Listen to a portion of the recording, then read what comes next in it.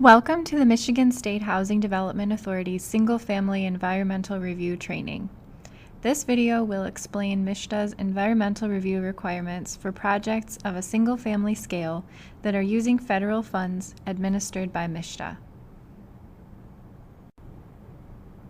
These are the items the video will cover.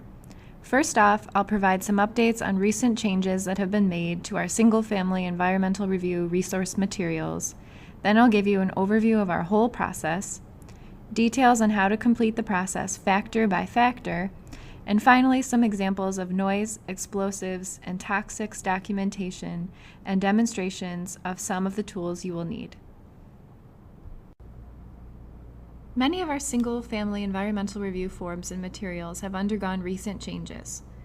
This includes our Single-Family Environmental Review Manual, which has been condensed to make it more user-friendly, our updated asbestos policy, which includes more detail on MSHDA compliance and when inspections are needed, a new screening tool for evaluating each review factor, and new sample checklists to use as examples for your reviews. This last item is still a work in progress, but HUD now has an online environmental review system available to move away from paper files and store project records electronically only. This system is currently only accessible to certain types of organizations, so MSHDA is not making it mandatory yet, but in the future we anticipate we will, and will be able to move to a paperless system. Next, I'm going to explain some background information and an overview of our process. NEPA, or the National Environmental Policy Act of 1970, is the main reason MSHDA is required to ensure environmental reviews are completed before federal money is spent. Many of our funding sources come from HUD, which is a federal funding source subject to NEPA. In order to comply with NEPA, HUD has come up with a set of requirements for organizations using its money to follow in the Code of Federal Regulations, which is called Part 58. HUD's Part 58 delegates NEPA compliance to local units of government administering its money, and under this regulation, MSHDA serves as the entity responsible for environmental review. This is why MSHDA ensures environmental reviews are completed correctly for HUD funds that we administer. All of these single and multifamily HUD programs require NEPA compliance. We won't be talking about multifamily processes in great detail today, but in the next few slides, I'll explain some of the main differences. HUD's definition of multifamily is 5 or more dwelling units operated under the same development. The units don't necessarily have to be right up next to each other, but if they're operated together and there's 5 or more, it's considered multifamily. For multifamily projects, a Phase 1 environmental site assessment is required to evaluate previous land uses and whether contamination may be present on the property. This report has to be completed by a qualified environmental professional, but it's not required for single-family properties. They're only required for multifamily projects. In addition to the requirement for the Phase 1 environmental site assessment, other details about multifamily review requirements can be found on MSHDA's website under the Developers tab and Environmental Review page. On this page, you can also find a manual specifically for multifamily projects. Resources for MSHDA's single-family environmental review process can be found in another location on MSHDA's website under the Neighborhoods tab and Housing Grantee Tools page. On the Housing Grantee Tools page, you'll find a link for environmental review resources, and here you can find the Single-Family Environmental Review Manual, as well as all of the forms you'll need to complete the single-family process. As I mentioned a few slides back, when MSHDA administers HUD funds, MSHDA is responsible for HUD's environmental review requirements. HUD refers to this status as serving as the responsible entity for environmental review. Only local units of government are eligible to serve in the role of an RE. For this reason, MSHDA serves as the official RE when administering grants for nonprofit subgrantees. If you are a local unit of government receiving MSHDA funds, you may serve as the official RE, but we still require all entities to follow our single-family environmental review requirements, regardless of organization type. Our process varies slightly for local units of government versus nonprofits, and I'll explain these differences a bit later. HUD's Part 58 requires a specific individual to serve as the certifying officer for the environmental review process, who is the highest ranking individual in the RE organization. For nonprofits, MSHDA serves as the RE, so the certifying officer is MSHDA's executive director. However, for local units of government, the highest ranking official of a local unit of government can serve as the certifying officer. One of the very first steps in the environmental review process is determining your level of review according to Part 58. There are 5 main categories your project may fall into. However, I only have 4 shown here because the absolute highest category, called an environmental impact statement, is only required for housing projects with 2,500 or more housing units, which MSHDA simply does not see. The first bullet point contains the lowest 2 levels of review: exempt and categorically excluded, not subject to 58.5, or CENST. These 2 categories are included together because the process you use is identical for both categories. Exempt and CENST projects involve non-physical work only, like housing counseling, down payment assistance, or other financial services only. The next level up is categorically excluded, subject to 58.5. This category is most typical for many of our single-family projects that involve rehab work and new construction. The 58.5 number in the title of this category is a reference to the section of Part 58 that these types of projects must comply with. The last and highest level of environmental review that we typically see is an environmental assessment, which is typically for new construction of 5 or more units or projects involving a change in land use. This table is taken from page 8 of the Single Family Environmental Review Manual, which can be found on MSHDA's website, and it's a very useful tool in identifying what level of review is appropriate for your project activities. This flowchart and table can also be found in MSHDA's Single Family Environmental Review Manual. They show the main differences in process and timelines depending upon the appropriate level of review. As you can see, exempt and CENST are the shortest processes, whereas CEST and EA reviews can take anywhere from 30 to 100 days. This difference in timelines is mainly due to the fact that CEST and EA reviews require a longer checklist, public notice and comment period, and sign-off from HUD before funds can be committed. Next, I'm going to go over some important concepts to keep in mind when you're determining your level of review and planning your environmental review process. First is the concept of choice limiting actions. NEPA and HUD's Part 58 prohibit the commitment of federal funds until the environmental review process is complete. As a result, committing money to a specific site by, for example, purchasing or demolishing a property using federal funds, or with the intention to use federal funds, or committing construction contracts for a specific site is not allowed until after the final step of environmental review is approved. However, HUD and MSHDA understand that project funding sources change over time, so this restriction does not apply to historical activities that may have been completed on the site prior to the consideration of using federal funds for the project. In general, once an application for federal funding is made, work and commitment to the site must be stopped until the environmental review is complete. Another very important concept in planning your review process is aggregation. Part 58 requires you to group together all related activities into one project description when determining your level of review.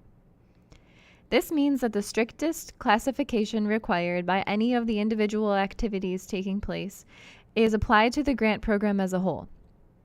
This concept also applies whether you are spending $1 or $10 million in federal funds on a project.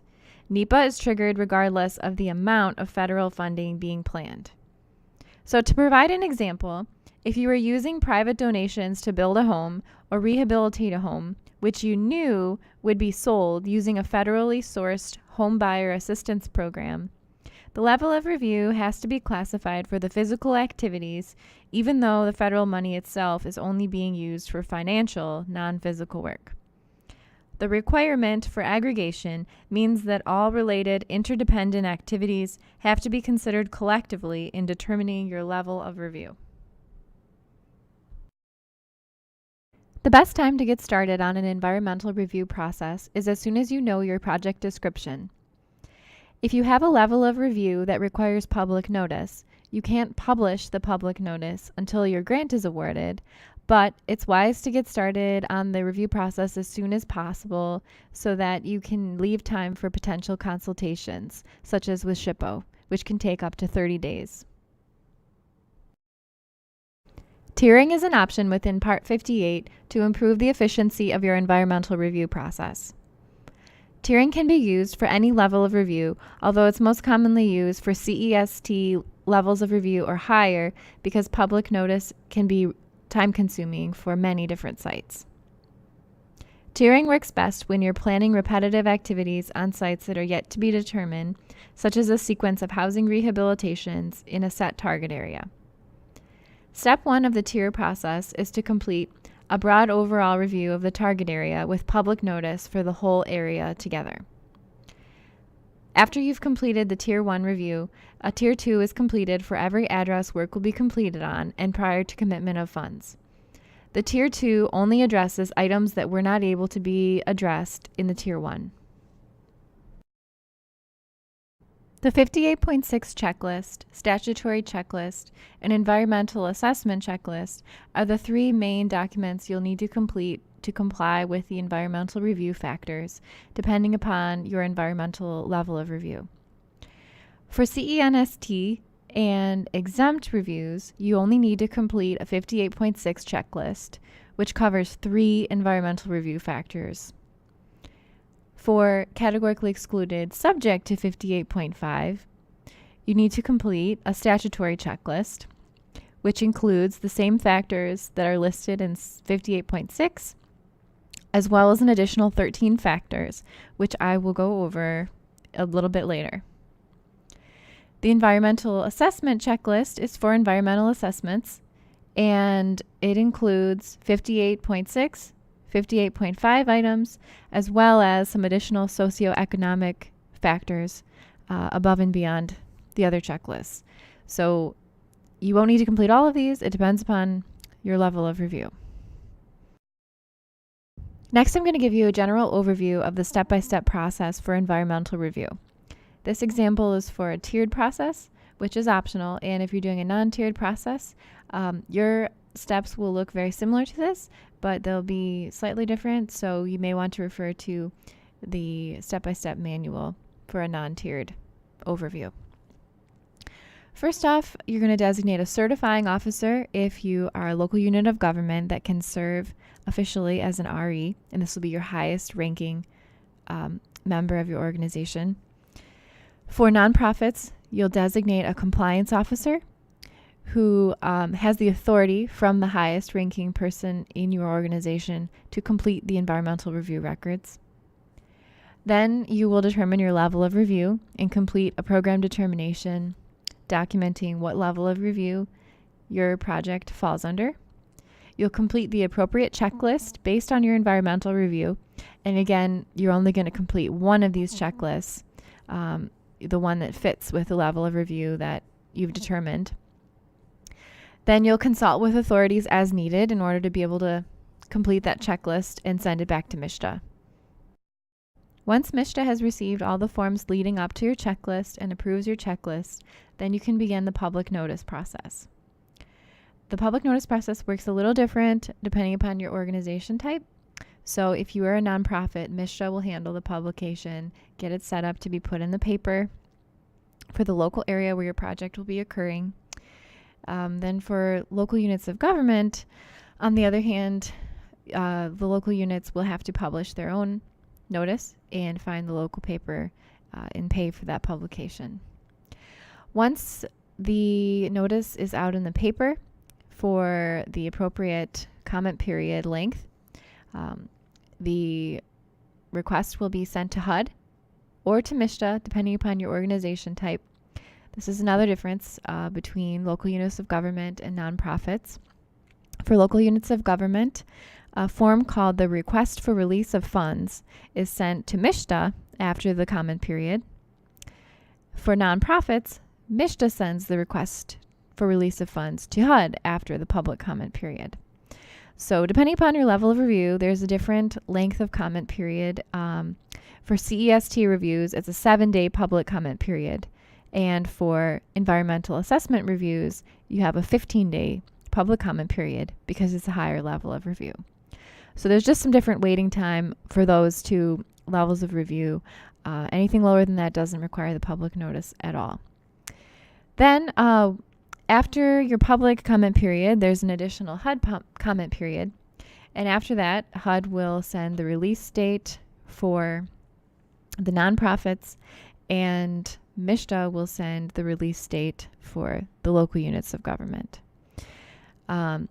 Once that's received for the tiered reviews, you still have to do the individual Tier 2 checklist for every address to clear any remaining issues. Once those are approved by MSHDA, you can start committing funds to those addresses. This is a helpful tip that can come in handy if you're conducting a CEST level of review and you happen to have a statutory checklist with no additional consultations needed. You'll see an option at the bottom of the statutory checklist to convert the review to exempt. And what this means is that you won't need to do a public notice or request a release of funds because none of the factors trigger compliance issues. This only applies to a CEST level of review outside of a tiered review process and does not apply to environmental assessments. So in some rare situations, you can do a single CEST convert to exempt within a grant that may have been using a tiered process, but it can only be completed for one specific address at a time. Another question you may have is what happens if there is a change to your project description or grant in general after the environmental review process is complete? Does that mean you have to scrap everything and start from the beginning again? Well, not in all situations, but we have to look at whether your project has what we call substantially changed. So if it has not substantially changed, you just need to complete one form for your environmental review records stating what the change is and certifying that this doesn't affect the findings of the environmental review. If it has substantially changed, I'll explain what that means and how to document that on the next slide. The most common examples of items that we would consider to be substantial changes are a change to your project description that impacts your level of review or a change in your target area. So there may be other situations where we would still require an environmental review to be redone if you were changing ownership or some types of scenarios like that. But the most common are if you need to get into a higher level of review because of your project description or a new target area.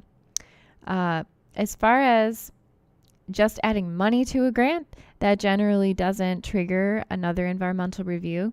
And as long as your release of funds is from within the past 5 years, you will be able to reuse that old record.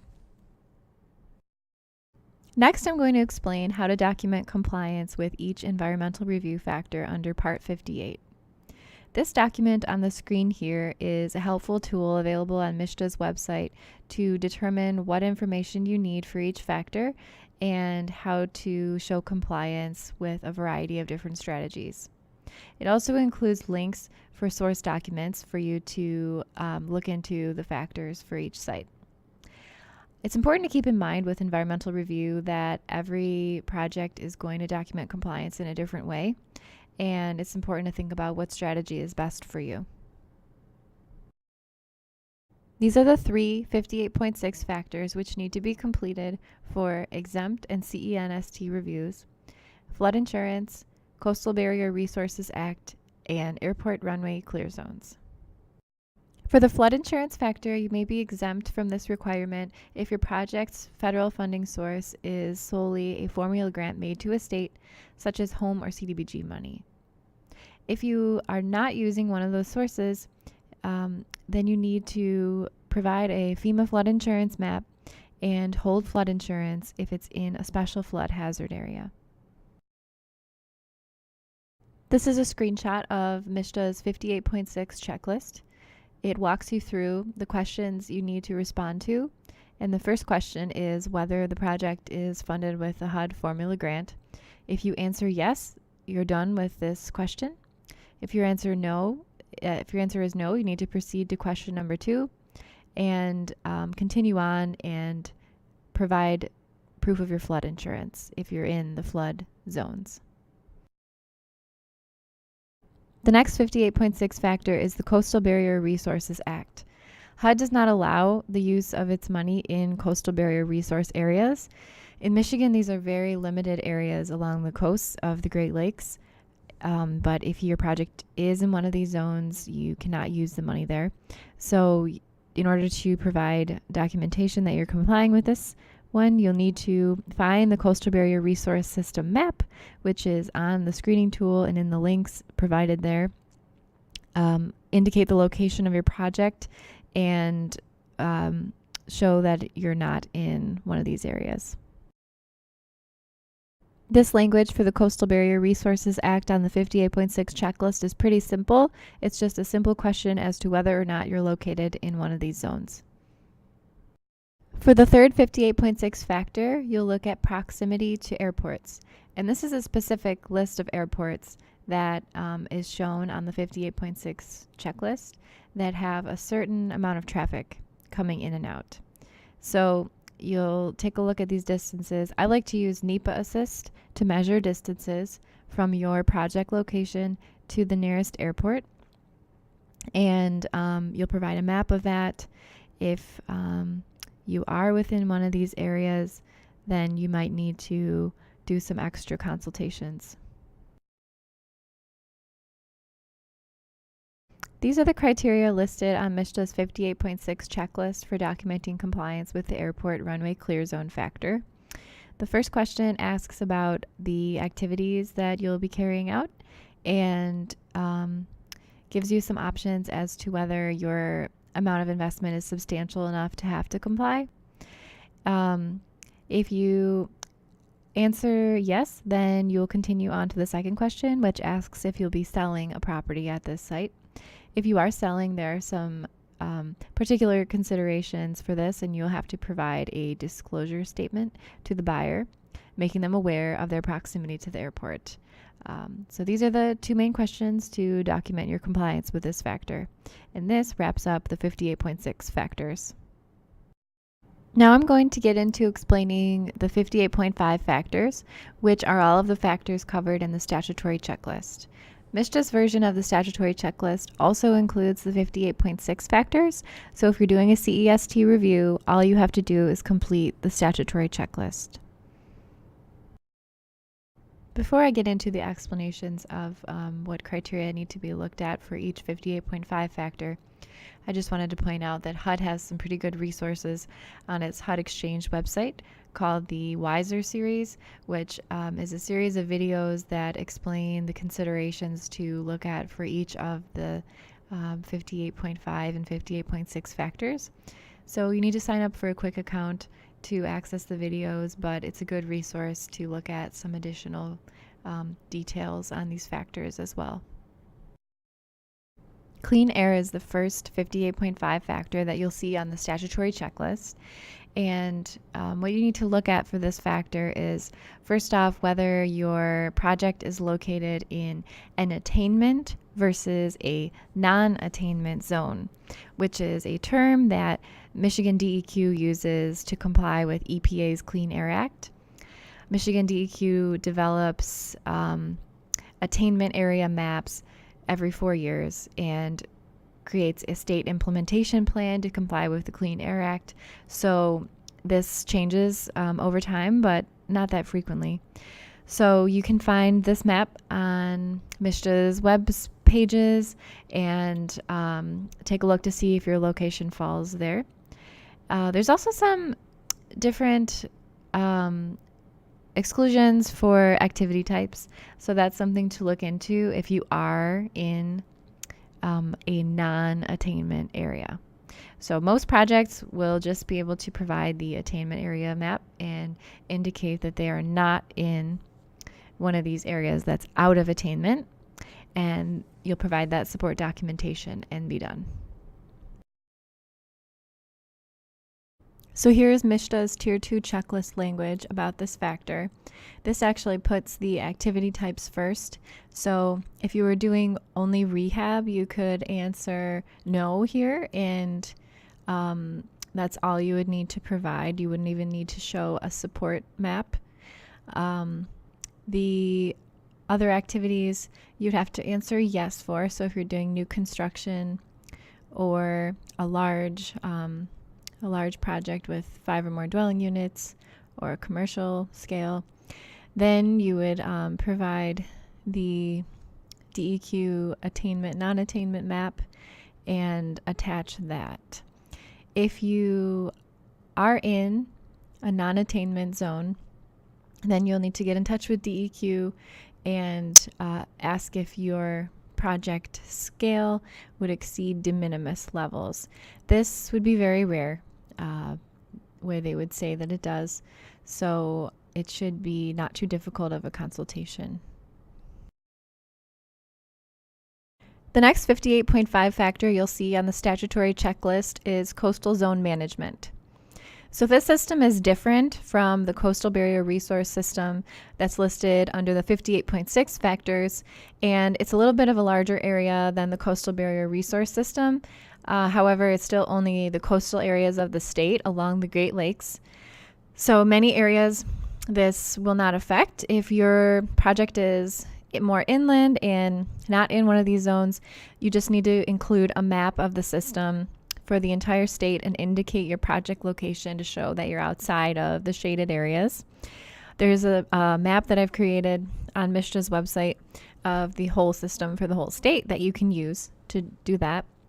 If you are within a coastal zone management area, you're going to want to go to DNR's website and get a more zoomed in map to show specifically where your project location is in relation to the shaded zones. And then you're going to contact DNR to check whether your address and your project scope of work is consistent with DNR's coastal zone management plan. This is a pretty simple email to send to DNR, and in the past it has been a not too contentious consultation. It just takes some time, but generally the single family scale projects aren't a concern to them. However, you still have to have this documented and make the request to DNR if you're in one of these zones. So you'll just have to leave some extra time for that if that's the case. This is MSHDA's Tier 2 checklist language for the coastal zone management factor. It's pretty simple in just asking whether your project is located in one of these coastal zone areas. If it is not, then you will attach a copy of the map with your location indicated. If it is, then you need to get in touch with the State Coastal Zone Management Program to get a letter back from them saying your project is consistent with their goals. You'll notice here that it says DEQ. However, this program recently moved over to DNR. So this will need to be updated, but this factor you'll need to email DNR now.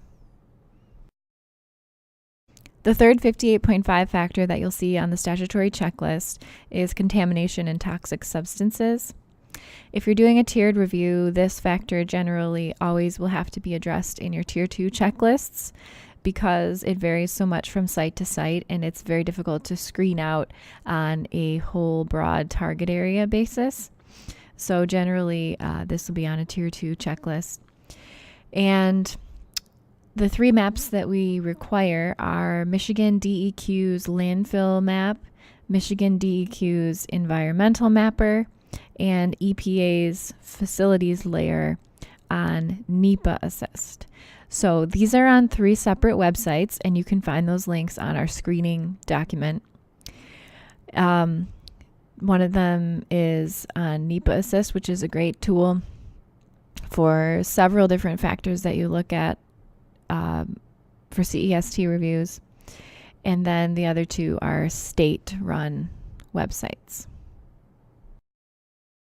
So this is MSHDA's Tier 2 language for contamination and toxic substances. It's a bit longer than the questions and other factors. So, but you just need to provide those 3 maps that I just mentioned to be able to answer these questions. The first question asks about landfills and other local hazardous toxic sites nearby. For landfills, HUD doesn't want you to be within 3,000 feet of a landfill. So that's what you're going to check for that question. Then second question asks about underground storage tanks, which you can inventory on Michigan's environmental mapper, the DEQ environmental mapper web page. Then the third question asks about federal environmental records as well as the state. So you get the state records from the Michigan DEQ environmental mapper. Then the federal comes from the NEPA Assist web page. And that's how you'll make the determination to answer that question. Then to do your overall determination under number 4, you just answer yes or no based on those 3 maps provided. The fourth factor on the statutory checklist is endangered species. The information you need to provide for this factor really depends quite a bit upon the activity that you're carrying out at the project location. So if you're not going to be conducting new construction or demolition, then you'll just explain that is not involved in the scope of your project, and therefore you don't have the potential to impact endangered species. The other way you could explain your consideration for endangered species is if you don't have potential habitat on your site that could impact any endangered species, you could explain that. If you're unsure of which species you may or may not be impacting, you need to contact the U.S. Fish and Wildlife Service and get their opinion. That is always the best route if you have some potential disturbance that could be occurring. Their office is in East Lansing, and contact information is available on MSHDA's website. So this, once again, only really applies to new construction and demolition, so that is important to remember. This is MSHDA's Tier 2 checklist language for endangered species. These 3 boxes here outline the different ways you may be responding to this factor.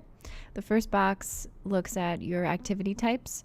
The second 2 boxes would document the response that you receive back from the U.S. Fish and Wildlife Service. So if you are in a situation where you need to do a consultation, which most frequently would be a situation where you're clearing vegetation for a new project or for a demo, then you will record the response as appropriate from U.S. Fish and Wildlife. The next 58.5 factor on the statutory checklist is explosive and flammable hazards.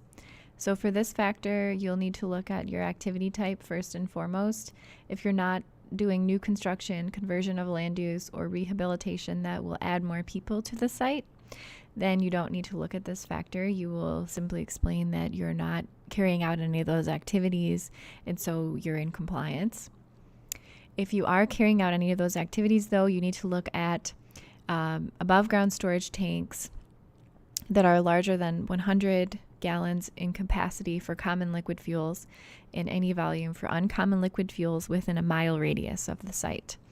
I like to start off with Google Maps or NEPA Assist to get a general idea of what may be in the area, but you need to do a site visit to really be able to assess the tanks and get the information you need to complete the ASD electronic assessment.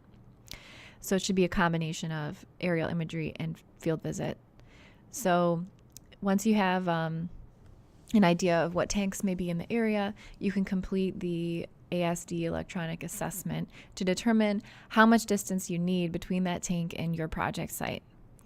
I'm going to give you an example of how to go through that electronic assessment a little bit later, so you'll be able to see that. But that's the general process for starting the process. A really great person to contact or organization to contact for this factor to get more information is your local fire department. If you are having trouble identifying tanks or unsure what may be inside buildings in your area, definitely get in touch with them because they have that information. This is the Tier 2 checklist language for explosive and flammable substances. The first question asks about the activity types you'll be carrying out. If you're not increasing residential density, then you can answer no. Stop here and you're done with this factor.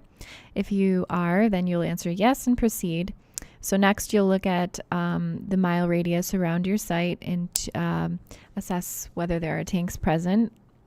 If you don't find any, then you will say no and your compliance has been established, and you'll provide a map showing that you didn't find anything in the area, or maybe a consultation with your fire department indicating that they aren't aware of any of these tanks.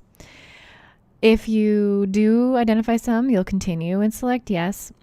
The third question asks you to provide some information about the tank, and these points of information will be used in the electronic assessment tool to come up with your distance.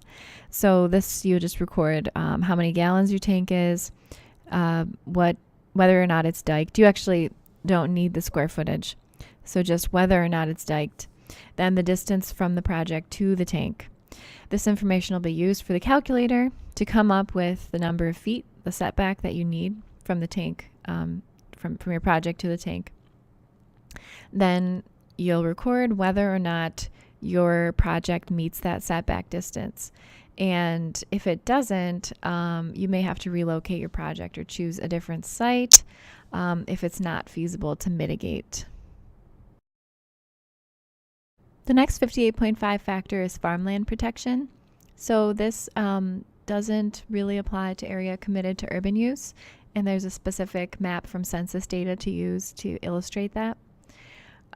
If you are doing new construction on a non-urban area, then you need to provide a soil map showing whether it's prime or unique farmland, and that can be attached to your checklist. If it is in an area with prime or unique farmland, then you need to consult with the Natural Resources Conservation Service to ensure that you're not impacting these soils negatively. So there are a variety of different ways to go about this factor. This is MSHDA's Tier 2 checklist language for farmlands protection. The first question asks about your planned activities. The second question, if you need to go on, deals with whether your project is already committed to urban development. If it is not, then you would continue on further and provide a map of the soil type. Then you would consult with the NRCS if you do have a unique prime or soil of local importance, and assess whether or not mitigation might be required. The next 58.5 factor is floodplain management. So for this factor, you need to look at FEMA's floodplain map for your project location to determine if you are in a 100-year floodplain or higher. If you're doing a critical action, which is an emergency facility or a facility where mobilely impaired people will be living, you'll also need to adhere to a little bit of a stricter standard to look at whether the property is located in a 500-year floodplain. These areas have a little bit less of a flood risk than a 100-year floodplain, but the stricter standard applies to areas that are difficult to evacuate. Some flood areas are not mapped by FEMA, especially in northern Michigan and some other communities, unfortunately. So for those communities, you'll need to get in touch with DEQ's floodplain engineer for your region. The contact information for that is available on MSHDA's website, and you'll need to send them an email with your project address, and they'll give you instructions on how to get an opinion from them about the flood risk for the property. If you ever absolutely can't avoid building in a floodplain area or doing a project in a floodplain area, there is an option to go through a process called the 8-step process, which evaluates whether there are alternatives to your site, and you need to justify whether it's worth the risk in investing in the floodplain. If you go through that process and you can still move forward with the work, but you need to make sure that it's fully explained as to why you can't avoid the floodplain. So this is MSHDA's Tier 2 checklist language for the floodplain management factor. I just wanted to point out that this is different from the flood insurance factor under 58.6. That can be a common point of confusion. This is a totally different set of requirements. So anyway, the first box here asks whether or not you're in a special flood hazard area, which is a 100-year floodplain or above, and you attach the map or the email from DEQ as appropriate. If you are in a special flood hazard area, then you'll look at whether your project activity is exempt. So for example, if you are building a bridge with the federal funding, that's a water dependent use, and so there's an exemption for that. This is pretty rare though with housing projects, so it's not frequent that you would meet one of these exemptions. So the third question is, if you absolutely have to build in a floodplain, if it's your only option, then you'll need to complete the 8-step decision-making process and explain what your determination is for that. So the items you'll need to attach for this are the floodplain map, potentially your correspondence with DEQ about the floodplain risk, and potentially the 8-step process. So the next factor we're going to talk about is historic preservation. This factor is important to start as soon as possible because SHPO has up to 30 calendar days to respond to your request. The type of information that's required for you to submit a consultation can be one of two options, and it depends upon the activities that you're planning for your property. The two options are the Housing Rehab Inventory Card or a full 106 application. The Housing Rehab Inventory Card is for rehab only, and the Section 106 application is for new construction or higher. The Housing Rehab Inventory Card is shorter, but if you are doing ground disturbing activities as part of your rehab project, like installing a new well or septic field or foundation changes, SHPO would like you to write in an explanation of what activities may be occurring along with the rehab of that nature. If you do hear back from SHPO that your property is historically significant and they would like you to adopt mitigation measures for your rehab or new construction project, make sure that is enclosed in the environmental review record and that you ensure to follow the historic standards. So this is MSHDA's Tier 2 checklist for historic preservation requirements as they relate to SHPO and tribal considerations. So the first question asks whether your property is 50 years or more old, takes place in historic district or neighborhood, or is going to involve undertakings, which basically is anything that's going to dig and expose archaeological resources. If no, then no consultation is required. But if yes, then you would have had to have completed the consultation with SHPO, submitted either the Housing Rehab Inventory Card or the full Section 106 application, and received a response stating whether this is a historically significant property. Then you need to include the historic response sheet from the SHPO office as documentation. As far as tribal notice goes, there are only certain types of activities that are required to consult with tribes, and the tribal consultation checklist outlines this. Basically, if it's new construction in a previously undisturbed area or significant ground disturbance, these two categories require tribal consultation as well.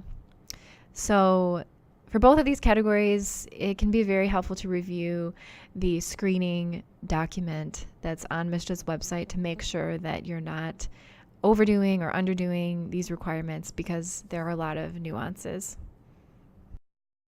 This is just a tip on completing Section 106 applications. In the process of completing a Section 106, you'll need to find a topo quad map for your property. And a lot of people aren't familiar with these or don't know where to find them without having to pay for them. So there are plenty of resources online where you can find them electronically. And one that I like to use is NEPA Assist. The base maps tab up at in the top left hand corner with the 4 squares. If you click on that, there are some different topo maps available within that website that you can use. So this is a good place to look for that. The next 58.5 factor we're going to look at is noise. So to assess this factor, you look at distance from major roadways, active railways, and from airports. If you're within these distances, you need to include them in your HUD DNL calculator. And I'll show you an example of where to find the source information you need for the calculator and how to use the calculator a little bit later. So in general, you need to include a map showing distances to these locations and your noise calculator results. This is MSHDA's Tier 2 language for the noise factor.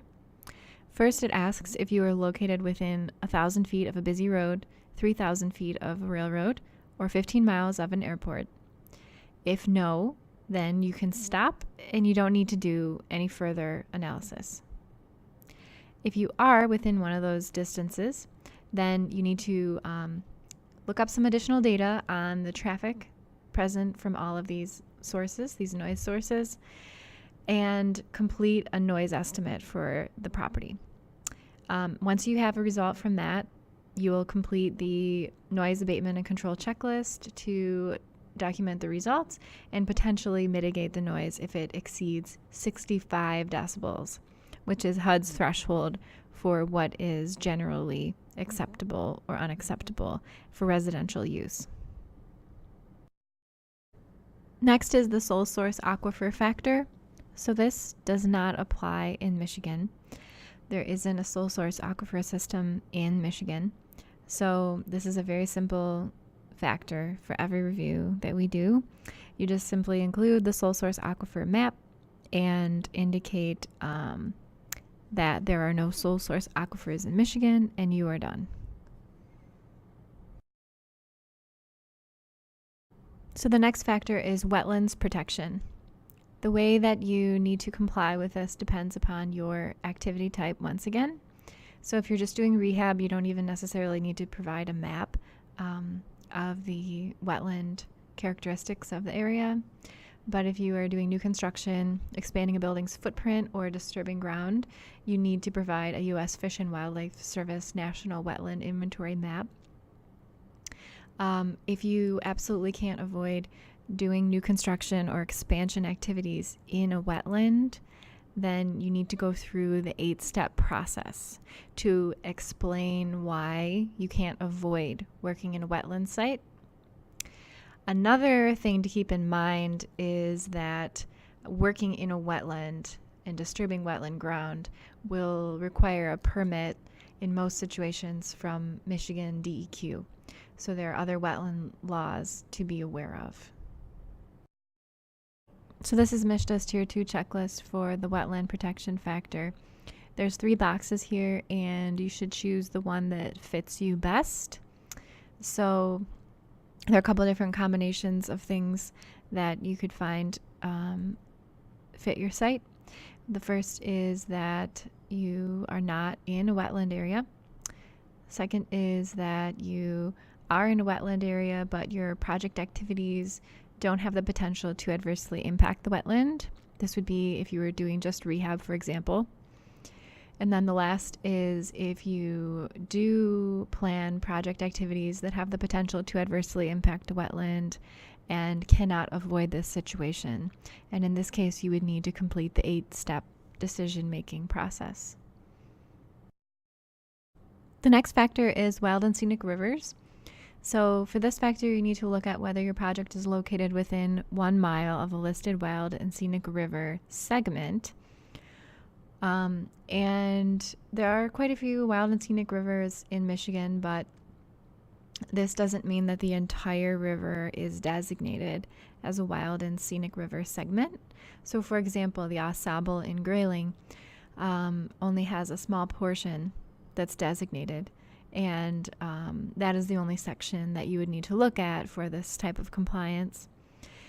So there's a statewide map of the wild and scenic river systems available on MSHDA's website, or you can go to the National Park Service, U.S. Forest Service website about the system and search the segments in Michigan. But you'll need to provide one of these maps regardless to show proximity to the systems in the state, and it is quite rare that you're going to have a project cited in one of these areas. But if you do, you need to consult with the appropriate agency that the segment falls within, and make sure that your project is in compliance with what they need to see in that area.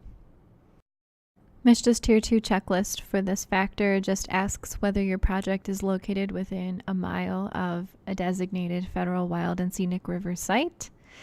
If no, then you can stop there and you just attach a map as source documentation for your answer.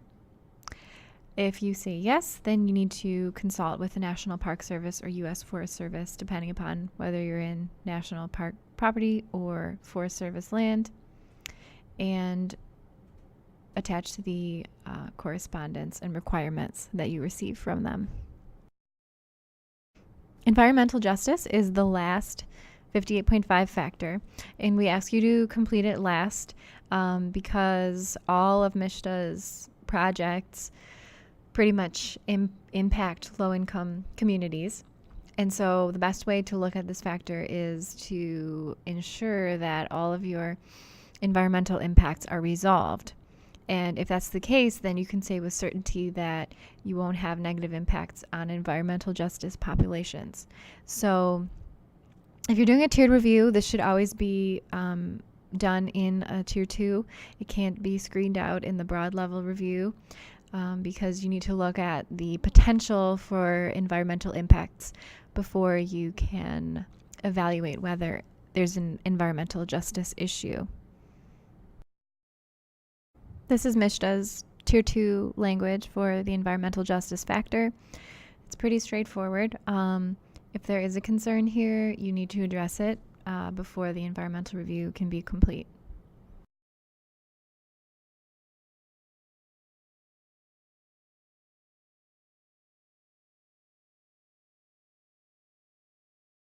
So that concludes the 58.5 factors.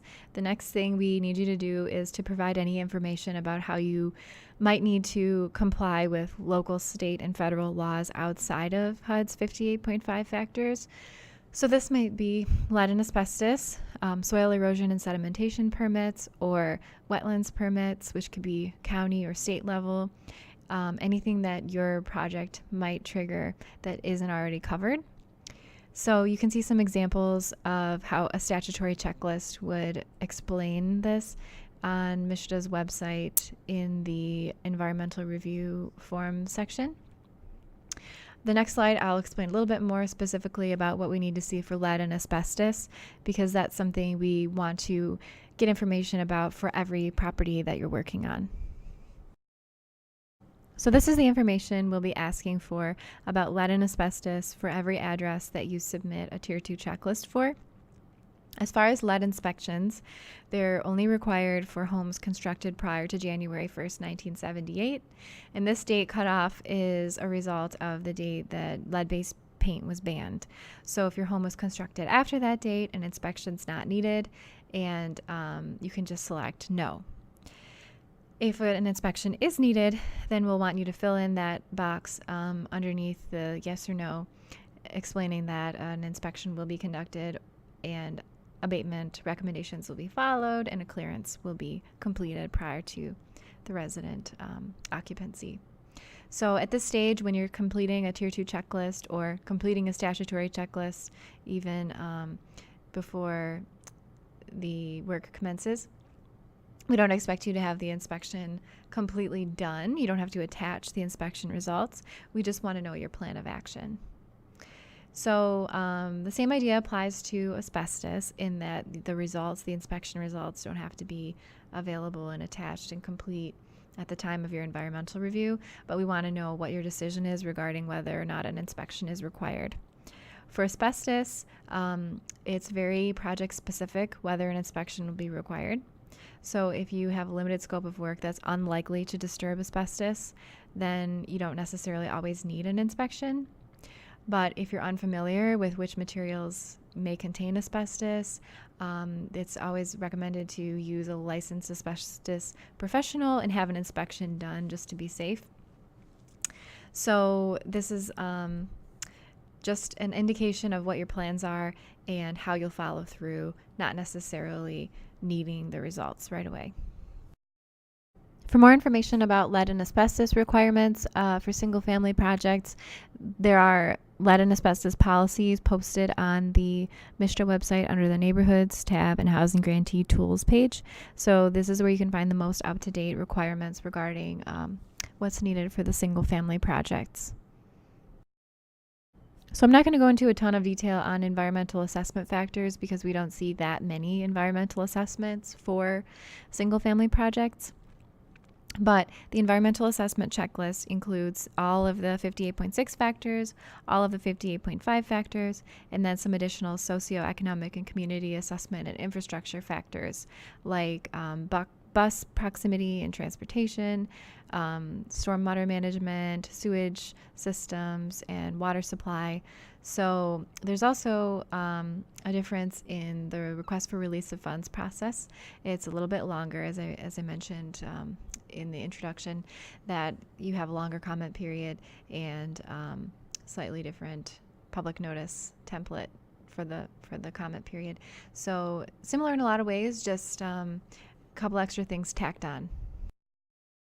If you're looking for more information specifically on how to complete the environmental assessment checklist, HUD has a great webinar online on HUD Exchange in the webinar series called the Wiser series, which I mentioned a little bit earlier before the 58.5 factors. And it does a great job explaining how to make conclusions about these different factors that are specific to environmental assessments. And another resource is our example environmental assessment checklist on the MSHDA website. There's a sample checklist for a fake property just completed, so you can see what types of responses are expected. Next, I'm going to do some examples of noise, explosives, and toxics compliance. First, I'm going to start off with a noise video on how to use the HUD DNL calculator, and then I'll give you some site-specific examples of what documents are needed.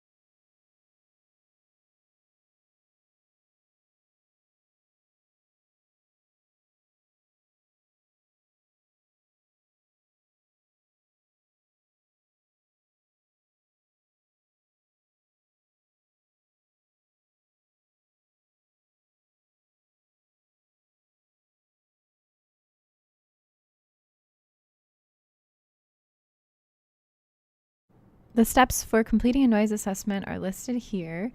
Your first step is to look at the distance from your project to major roadways, railroads, and airports. These are the major noise sources that you look at for a noise assessment. If you're within those distances, then you need to complete a noise assessment using the D&L calculator. And in order to do that, you have to gather some information about roadway traffic, railroad traffic, and airport information. And then you can enter that into the calculator and determine if your noise level is higher than 65 decibels. If it's higher than 65 decibels, mitigation may be necessary. So this is just an example property randomly selected close by MSHDA's office that we'll use for a noise assessment. So for this example property, the first step is to measure distance from roadways. So this site is less than 1,000 feet from a major roadway. I measured that on NEPA Assist and found that to be the case. Then what you need to do is go on to the Michigan Department of Transportation's annual average daily traffic map. And this provides you information about how many vehicles come through a given road on an average day. And this map itself can be a good reference as to whether a road is considered a major road or not, because it tells you, it only reports the numbers for the more major roads. So that's kind of a good rule of thumb if you're trying to decide whether something would be considered a major road or not. Major roads generally are larger than like a state highway or larger, but many lane roads that are not a state highway could be considered major roads. So the MDOT tool is a good thing for that. The two main numbers that you'll need from this MDOT website are the AADT and the CAADT, which you see circled in red. Those are the annual average daily trips from general vehicles and the commercial annual average daily trips. So you'll need to write those numbers down and use them for the D&L calculator. The next piece of information you'll need to gather is distance from the nearest active railroad, as well as the characteristics about the railroad for the D&L calculator. So to measure the distance, I usually go into NEPA Assist, use the measure tool to measure how many feet the project is from the railroad. And in this situation, for the example, it is less than 3,000 feet from the nearest active railroad. And then you're going to go to the Federal Railroad Administration map to look at the crossing data for this rail line. And you're going to hover over this, the nearest yellow dot. So there's crossings, railroad crossing every so often on each rail line. And you're just going to try and find the one that's closest to your home. Sometimes they're empty or not quite up to date, so you just have to try and find the closest one. And then you click on that and a box will pop up. You scroll down inside of the box until you see the inventory link, the INV_ link. And there's a little blue link next to it that says more info. You click on that and you will have a railroad inventory report pop up that gives you all kinds of information about how many trains come through a day, how much noise is occurring at nighttime, and other bits of information that you'll need for the HUD D&L calculator. This is what your railroad crossing inventory form will look like from the Federal Railroad Administration website. This includes all of the railroad information that you'll need for the HUD D&L calculator. Next, you're going to look at your third noise source, which is airports. So first, you'll check the distance from your project to the nearest airport, and this one is within the 15 miles. When considering airport noise sources, it's a good idea to start off with HUD's airport noise worksheet first, because not all airports contribute significant enough noise to need to be considered in HUD's D&L calculator. So I would start off with that worksheet, which you can find on MSHDA's noise and abatement checklist. There's a link to this worksheet in that checklist.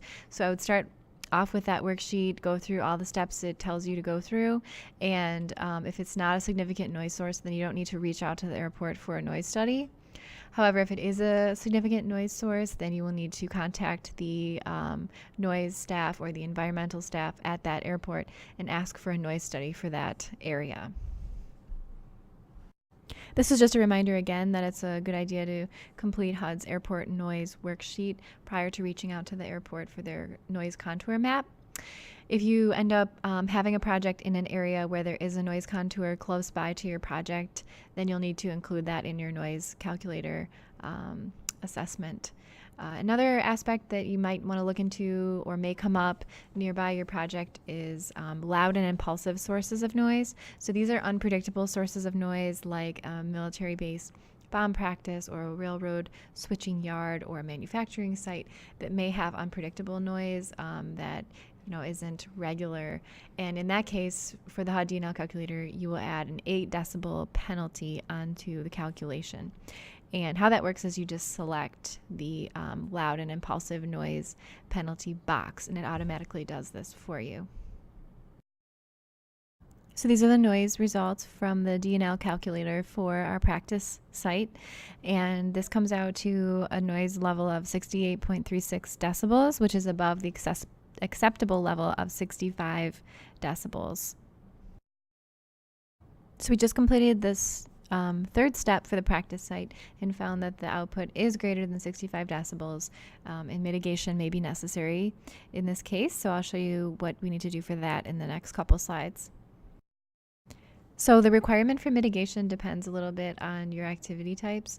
If you are doing rehab only, mitigation is recommended but not strictly required. For new construction projects, mitigation is required, and this can be accomplished by using more insulation, different construction materials, different windows, and these different requirements for mitigation are outlined in the Noise Abatement and Control Checklist. One way to measure whether your building materials are going to buffer against the noise well enough is to use the stray cat tool that HUD has created, and there's going to be a video of that shown on the next slide.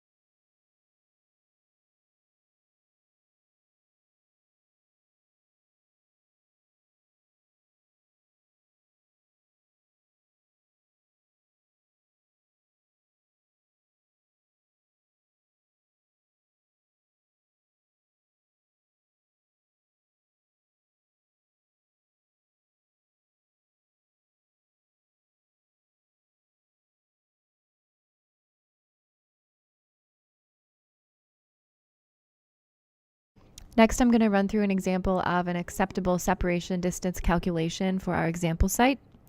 Remember, this only needs to be completed for sites that are increasing the amount of people living in an area. So if it is just rehab, you wouldn't have to do this at all. So for this example home, after looking at a mile radius around the property, I identified some tanks southwest of the property that are affiliated with a water treatment plant. And those I know don't contain flammable substances. So they showed up on the map, but through the site visit, I know that they aren't something that needs to be considered. However, there is a tank that is just northwest of the property that is a smaller, probably propane tank. And this I needed to get some information from and enter into the acceptable separation distance calculator. So I just answered those questions on the right hand side. This is a screenshot of HUD's acceptable separation distance calculator. You answer if the container is above ground, under pressure, contains a cryogenic liquefied gas, whether it's diked, so that's whether it has walls around it or not, so I answered no for that. And then the approximate volume of the container, which I entered there, 500 gallons. Then you click on the Calculate Acceptable Separation Distance button, and it gives you a distance in feet below where it says ASD for thermal radiation for people and ASD for thermal radiation for buildings. The thermal radiation for people distance would be if you were investing in a public park or something outdoors. The thermal radiation for building number is what we want because this project money would go into this home, and the people would be inside of a building. So we need to prove in this situation that our home is at least 36.5 feet from the explosive or flammable substance source, which it is. You measure it's over 400 feet away, so this checks out and is fine. So you would include this calculation and this map into your environmental review record for this factor. Okay, now the last set of example maps I'm going to do for this property are the contamination and toxic substances maps. This includes 3 maps: the EPA facilities map on NEPA Assist, Michigan DEQ environmental mapper, and the Michigan DEQ landfill map. So this is the NEPA Assist map, including the EPA facilities layers that you need to have checked to show the hazardous substances, toxic release, Superfund sites, brownfields, and toxic substances layers under the EPA facilities.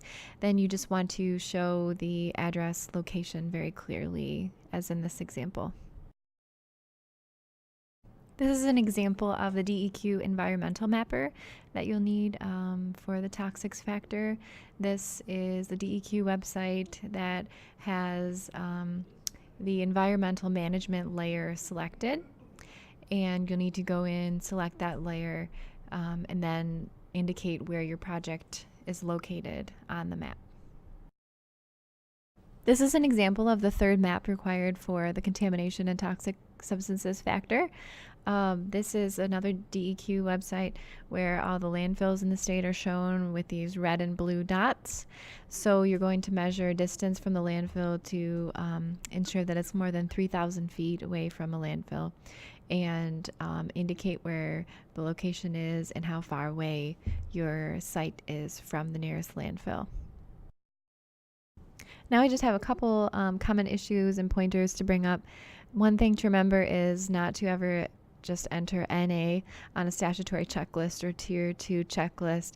It's important to explain your reasoning for compliance determinations in full sentences, even for the sole source aquifer factor, which never even applies in Michigan.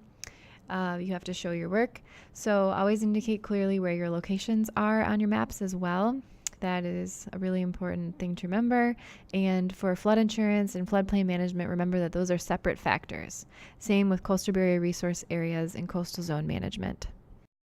Also, I wanted to explain some common issues with tiering. It's important to remember that contamination, toxics, noise, SHPO, and environmental justice are almost always needed in Tier 2s. These are very site-specific, so it's going to be extremely rare that you're ever going to be able to screen those out on the broad level review in the Tier 1. Then when you're completing a Tier 2 checklist, make sure that you delete the factors that are already approved on Tier 1.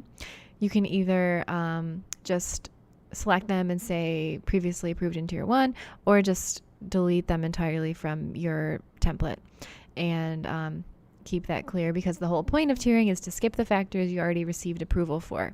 So remember that if you cleared something in your tier 1, don't think that you have to provide maps and review it again in the tier 2. These are also some common mistakes that HUD has noticed in audits. This is from HUD's training, and they are particularly paying attention always in auditing MSHDA to failure to aggregate activities properly, which we talked about at the beginning, the need to consult with the right agencies, including all of the source documentation, being cautious about dates before your environmental review is completed. Don't ever commit funds before you have that review process completely done. As far as upcoming changes for the future, SHPO is moving toward an online Section 106 process, so that will change the way that things are mailed into them currently and reduce some wait time and steps, hopefully.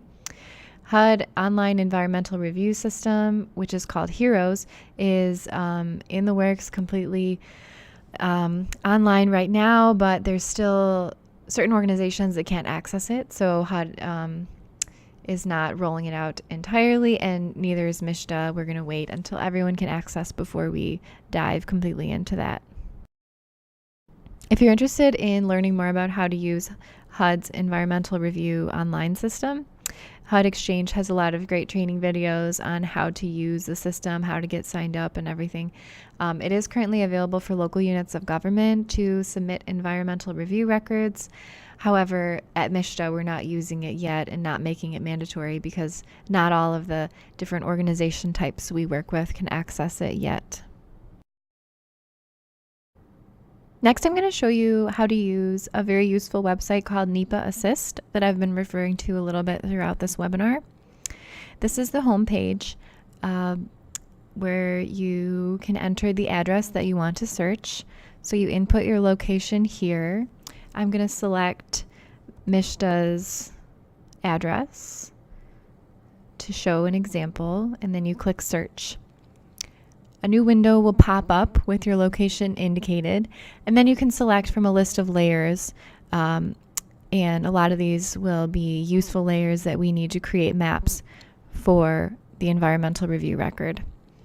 So as you can see, the location that I just searched popped up right here with the pink crosshatch icon, and you have a base map here with the roads. I was explaining earlier a little bit that you can select a topographic base map for Section 106 applications. These are the best that I've found, these two here. So if you wanted to open one of those up, you could, and you would see a different backdrop that would be useful for your Section 106 application. And you can just take a screenshot and use that as a file to submit your location for historic preservation, and that would be for new construction. So let's go back to just roadmap, and I'll show you some of these layer options. So this one here, EPA facilities, is what is one of the 3 maps that you'll need for contamination and toxic substances. These here will need to be selected. We don't really need that one. So these layers here, you can select all of them. Doesn't matter if you do, but these are the ones that you really need. And as you can see, there's a lot of them popping up, but we're only really concerned with those that are closest to your site. So you'll see what's all around the MSHDA building, and we have something right on, or hover over these. It gives you more information about what's located at that site. So that's it for the EPA facilities layer. That's how you can make that map in here. Other layers that are useful to us are transportation. You can find your airport points. This is good for measuring airports, for runway clear zones, and for noise. Railroads, this is good for measuring railroad distance. And how you do that is you go into Tools, Measure, and you can select the units. So if you wanted to do feet, you select feet, you click on your project location and click again, and there's your total number of feet over there. Now it's getting messed up because I'm dragging. So that's the correct 421.9 feet. So that's how you measure. And let's take a look at some more of those layers. We also have sole source aquifers, which we wouldn't need to use because we use a statewide map. But there's wild and scenic rivers, which once again, it is a bit hard to see on here, but could still be useful. Non-attainment areas you might need for a Clean Air Act, but this is a national map, so you really need the DEQ information to get state specific. Boundaries, this is very useful actually for the farmlands protection layer, farmlands protection factor. If you wanted to show that it was an urbanized area to show compliance, this is the exact layer that you need. It's from Census Bureau data. So you could create a map of this. And this is a little hard to see on this scale. So you might want to go to a print view for something like this and print the map and the legend, and it'll bring up a nice print screen so you can see it with the legend included. So here you can see it's showing what this layer means.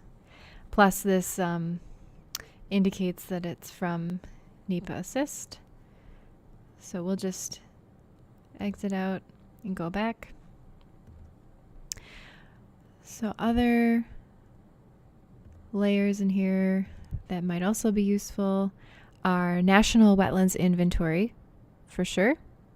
If you're doing new construction, you'll need a National Wetlands Inventory map, which, let's just zoom back in here. You can see all of these colored areas are different types of surface water. So if you have some of this on your project, you need to take that into account and use that map.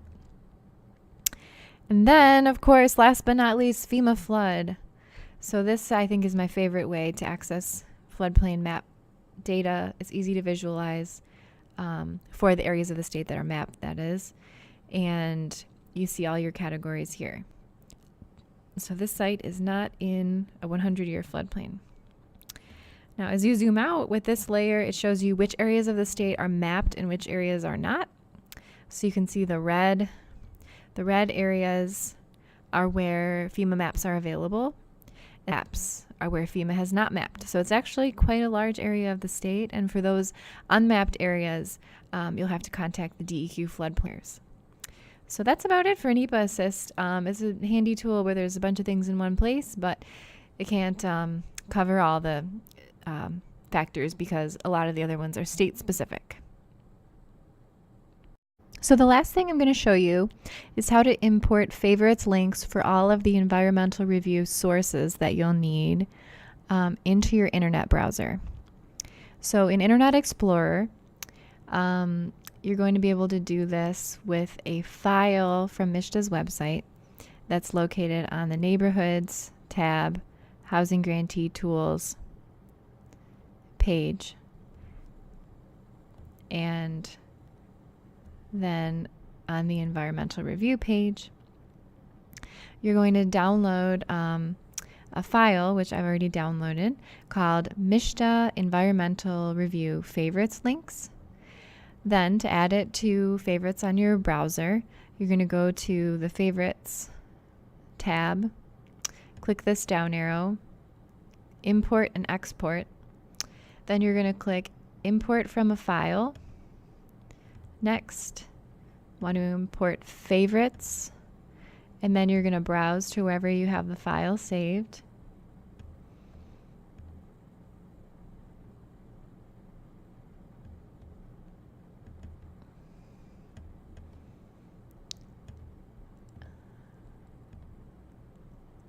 And then I'm going to put it into this test folder and click import. And now it's available in the test folder. So this has all of the links that you need to find the data to complete environmental review. And I hope you find this useful. For example, you can get to the acceptable separation distance calculator, or just anything you might want. Everything you need for your maps. So if you want to pull this over to Chrome, if Chrome is your preferred browser of choice, you can switch over to Chrome and simply, oops, didn't mean to do that. Click this options button here, go to your bookmarks, and then click import bookmarks and settings. Then you want to select this here. You want to import them from Internet Explorer because that's where we ported them into initially. And you're done. So now you can go into your bookmarks and find what you imported from Internet Explorer. And there you go. There's all your links there too.